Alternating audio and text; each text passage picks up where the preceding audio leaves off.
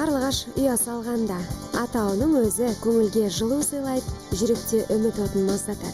Жоба жетекшісі Гүлнұр Мамасарипова сериал сценарийін жазбас бұрын атауының өзі көрерменмен сырласып, нәзік сезімді бейнелеуі тиіс деген ұстанымда болған.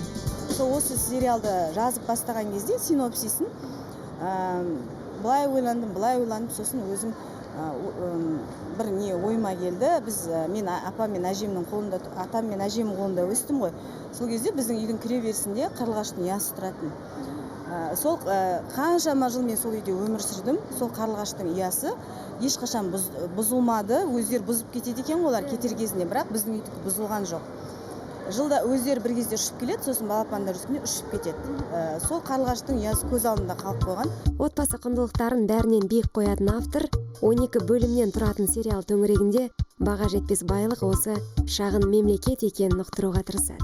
Өмір өткелдерінен өтіп қызмет бабында мансап көздеп жүрген тұрмыс құрмай қалған қыздардың тағдырлары баяндалады. Сценарист мазмұнды алыстан іздемеген, көз алдында күнде көріп жүрген оқиғалар негізінде жазып шығыпты.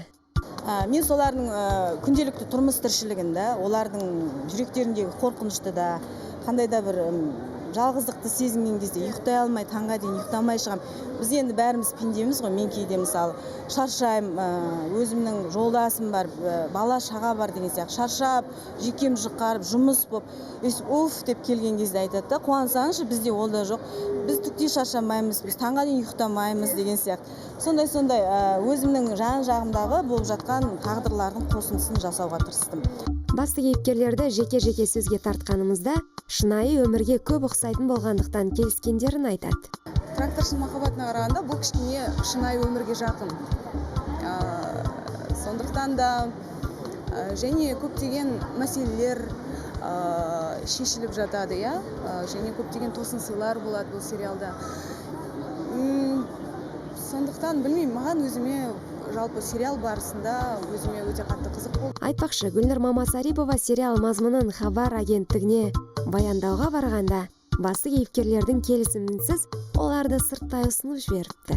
Ол кісі енді сыртынан шешім қабылдаған рас, кейін өзімен сөйлесе керек, кейін сценарийді оқығаннан кейін келістім.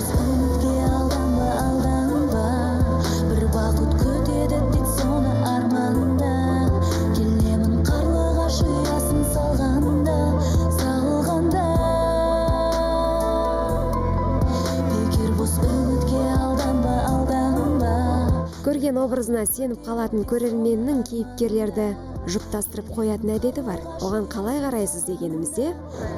Қызық емес. Жарайды, сериалға қайта оралайық. Қысқасы, ешкім жұпсыз қалмайды. Шамалы ойлансын. Тұрмысқа шығу, бала табу, ол қандай да бір жазылған заң емес. Қандай да бір тұрмыстың қолайлы тұстарын іздеп жүрген кезде өміріңнің қолайсыз тұстарына тап болуы мүмкін екенін жеткізгім келді. Бұның жалпы идеологиясы сондай, бірақ барлығы да әрине кез келген адамның дейді ғой, бір жұбы болады, жұпсыз адам болмайды дейді. Сол бәрібірде ол өзінің бақытын табатын қылып, хэппи-эндпен аяқтадық. Тағдыр түрлі, өмір біреу. Әр бөлімі 40 минуттан тұратын тағдырлар топтамасы көрерменмен 29 қазаннан бастап жеке-жеке сырласады. Бүгінгі бойжеткен ертеңгі сүйікті жар, аяулана ибалы келін деген қағида өткен күні елісінде қалған сияқты. Бүгінгі заманның бикештері іскер, жұмыстан бас алмайды, үй және жұмыс және үй деген траектория төңірегінде тыныс алатын секілді. Біз тамашалап отырған телехикаяның алғашқы бөлімінде осы мазмұнда. Жалғасын бірге көрейік, Хабар арнасы қосылы болсын. Марал Сатқанғалиева, Нұрсерік Несіпбай, Таңғы хабар.